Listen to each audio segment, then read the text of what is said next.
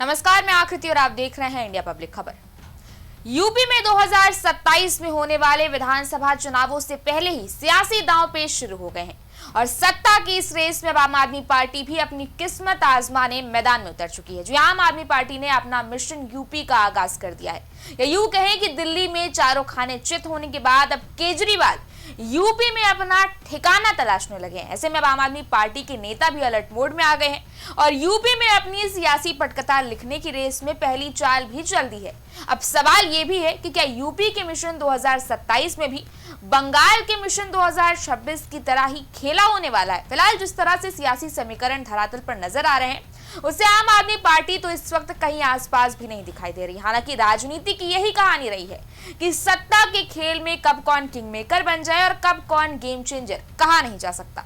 ऐसे में किसी छोटे दल को भी हल्के में लेना दूसरों के लिए महंगा पड़ सकता है। फिलहाल अब इस खेल में कौन कितना पानी में है ये तो वक्त ही बताएगा, लेकिन उससे पहले हम आपको बताते हैं कि आम आदमी पार्टी के मिशन यूपी क्या है, जिसका आगाज आम आदमी पार्टी उत्तर प्रदेश प्रभारी और राज्यसभा सांसद संजय सिंह ने कर दिया है। जहां संजय सिंह ने बीते दिन शनिवार को मेरठ के कमिश्नरी पार्क से रोजगार दो, सामाजिक न्याय दो पदयात्रा के 5वें चरण का शुभारंभ किया। शहीदों को नमन करने और पूर्व प्रधानमंत्री चौधरी चरण सिंह की प्रतिमा पर माल्यार्पण के बाद शुरू हुई इस पदयात्रा को मेरठ में जनता का खूब समर्थन में मिला। 16 से 20 मई तक मेरठ से गाजियाबाद तक चलने वाली इस पदयात्रा की शुरुआत एक विशाल जनसभा से हुई, जहां जगह जगह लोगों ने सांसद संजय सिंह का फूल मालाओं और पुष्प वर्षा कर भव्य स्वागत किया। जनसभा को संबोधित करते हुए संजय सिंह ने कहा, भाजपा शासित राज्यों में लगातार पेपर लीक की घटनाओं ने करोड़ों युवाओं का भविष्य बर्बाद कर दिया है। नीट समेत अब तक 93 पेपर लीक हो चुके हैं, जिससे करीब 4 करोड़ अभ्यर्थी प्रभावित हुए हैं और उनके परिवारों को जोड़ लें तो लगभग 20 करोड़ लोगों के सपनों पर भाजपा सरकार ने चोट पहुंचाई है। उन्होंने कहा, ये पदयात्रा युवाओं के रोजगार, सरकारी नौकरियों, रेडी पटरी वालों, ठेला चालकों, छोटे व्यापारियों और बुलडोजर की कार्रवाई से उजाड़े जा रहे लोगों की आवाज उठाने के लिए निकाली गई है। संजय सिंह ने आशा बहुओं, शिक्षा मित्रों, रोजगार सेवकों और बेरोजगार युवाओं से इस पदयात्रा से जुड़ने की अपील करते हुए कहा, रोजगार की लड़ाई हर उस व्यक्ति की लड़ाई है जिसका हक छीना जा रहा है। प्रयागराज, काशी, अयोध्या, लखनऊ, मेरठ और गाजियाबाद समेत कई शहरों में हजारों छोटे व्यापारियों और गरीबों को उजाड़ा गया,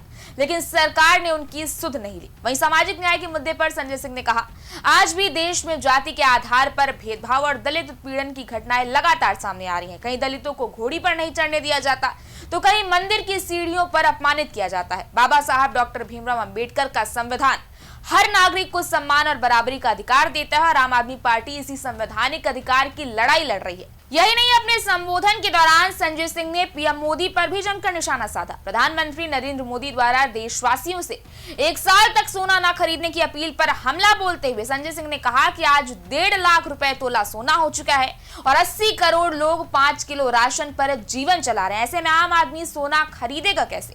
सबसे ज्यादा सोना प्रधानमंत्री मोदी के मित्रों के पास मिलेगा। नीरव मोदी और मेहुल चौकसी जैसे लोग हजारों करोड़ रुपए लेकर विदेश भाग गए, लेकिन सरकार ने उनके खिलाफ ठोस कार्रवाई नहीं की।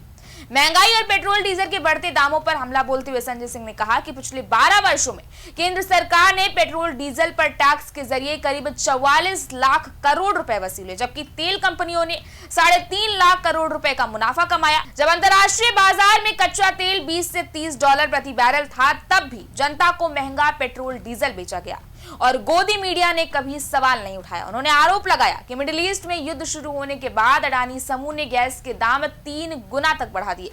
संजय सिंह ने कहा कि आज अंतर्राष्ट्रीय परिस्थितियों का बहाना बनाकर जनता पर फिर बोझ डालने की तैयारी हो रही है, जबकि सरकार और कंपनियों को जनता को राहत देनी चाहिए। पेट्रोल डीजल पर टैक्स कम किया जाए, सब्सिडी दी जाए और महंगाई से राहत देने के लिए ठोस कदम उठाए जाए। उन्होंने कहा, संकट के समय कंपनियों को भी कुछ घाटा सहना चाहिए, हर बार पूरा बोझ जनता पर नहीं डाला जा सकता। इतना ही नहीं, प्रधानमंत्री की विदेश यात्राओं पर टिप्पणी करते हुए संजय सिंह ने कहा, देश की जनता महंगे पेट्रोल डीजल और बेरोजगारी से परेशान है, लेकिन प्रधानमंत्री मोदी 5 देशों की यात्रा पर निकल गए हैं। प्रधानमंत्री मोदी को हिंदुस्तान के मुसलमानों से परहेज है, लेकिन विदेशों में मुस्लिम देशों के नेताओं को गले लगाने में कोई दिक्कत नहीं होती। वहीं उधर एसआईआर और चुनावी प्रक्रिया के मुद्दे पर भी संजय सिंह ने कहा कि बिहार चुनाव से पहले ही उन्होंने एसआईआर के जरिए एक तरफा चुनाव कराने की आशंका जताई थी। उन्होंने आरोप लगाया कि बंगाल चुनाव में लाखों वोटरों के नाम जोड़े और हटाए गए। उन्होंने कहा कि निष्पक्ष चुनाव के लिए विपक्ष और जनता को मिलकर लड़ाई लड़नी होगी और अंतिम वोटर लिस्ट आने के बाद भाजपा के खेल का पर्दाफाश होगा। यूपी में अपने मिशन 27 के लिए पहली सियासी हंकार भरते हुए संजय सिंह ने अपना आखिरी पासा फेंकते हुए कहा, देश में नफरत की राजनीति बंद होनी चाहिए क्योंकि इससे किसी का भला नहीं होता। अरविंद केजरीवाल शिक्षा, स्वास्थ्य और मुफ्त सुविधाओं की राजनीति करते हैं, जबकि भाजपा दंगे और नफरत की राजनीति करती है। सत्ता का अहंकार लोकतंत्र के लिए खतरनाक है और देश के क्रांतिकारियों ने सत्ता नहीं बल्कि देश बचाने की राजनीति की थी। संजय सिंह ने आरोप लगाया कि भाजपा सरकार में सरकारी स्कूल बंद हुए, स्वास्थ्य व्यवस्था बदहाल हुई और महंगाई चरम पर पहुंच गई, जिसका सबसे ज्यादा असर गरीब और आम हिंदू समाज पर पड़ा है। बहरहाल संजय सिंह की तरफ से दिए गए इन तीखी बयानों और यूपी के मिशन 27 में आम आदमी पार्टी की एंट्री ने राज्य के सियासी गलियारों में हलचल बढ़ा दी। अब देखना यह है कि 27 के इस खेल में आम आदमी पार्टी कोई नया सियासी तूफान खड़ा करती है या फिर दिल्ली की तरह ही यहां पर भी आपको अपना मुंह काला करवा कर वापस ही जाना पड़ेगा। इस बारे में आपकी क्या राय है, आप हमें कमेंट सेक्शन में जरूर बताएं। इस वीडियो को लाइक करें, शेयर करें, चैनल को सब्सक्राइब करें। शुक्रिया।